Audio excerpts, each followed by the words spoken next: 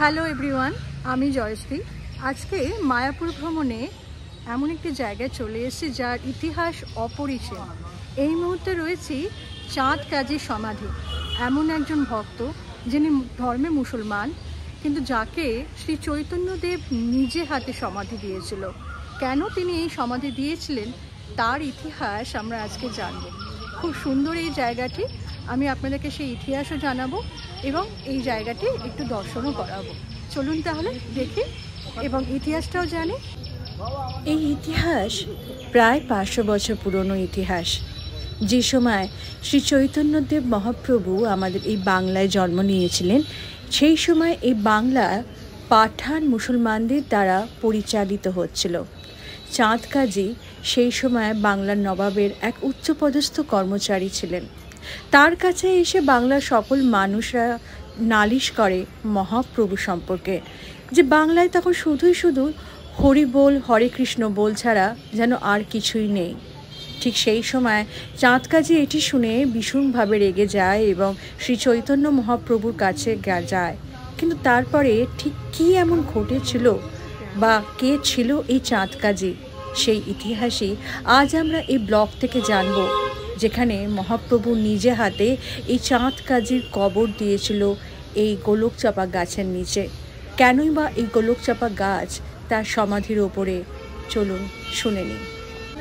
চাঁদ কাজী নামক ওই মুসলিম ভদ্রলোককে মৃত্যুর পরে নিজে হাতে মাটি দিয়ে সমাধি দিয়েছিলেন।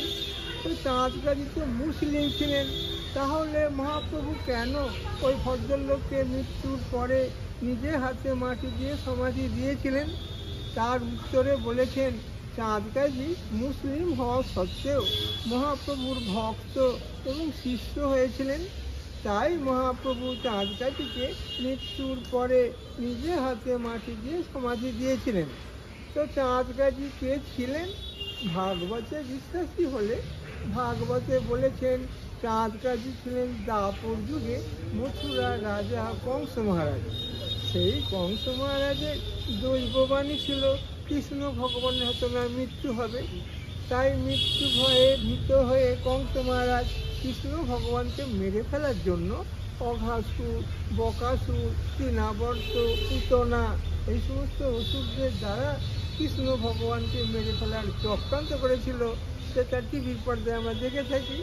কিন্তু ভগবানের ক্ষতি করা মানুষের অসাধ্য ব্যাপার, তাই কংস মহারাজ কৃষ্ণ ভগবানের কোনো ক্ষতি করতে পারেনি।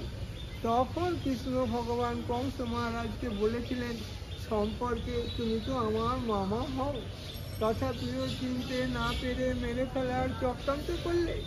কি করে মামা হলো? দৈবকীর দাদা হলেন কংস, আর দৈবকীর মনস্কামনা পূর্ণ করার জন্য স্বয়ং কৃষ্ণ ভগবান কংসেরই কারাগারে দৈবকীর পুত্র রূপে আবির্ভূত হয়েছিলেন। যে দিনটা আমরা জন্মাষ্টমী ব্রত উপলক্ষে পালন করি, তাহলে সম্পর্কে মামা ভাগ্নে হলো। তথাপিও চিনতে না পেরে মেরে ফেলার চক্রান্ত করলে। তাই পরবর্তী জন্মে তুমি যবনের ঘরে জন্ম নেবে, অর্থাৎ মুসলিম পরিবারে জন্ম নেবে। সেই দাপর যুগের কংস মহারাজ কলিকালে ভাগবতের কথা অনুযায়ী চাঁদ কাজী হিসাবে জন্ম পেলেন।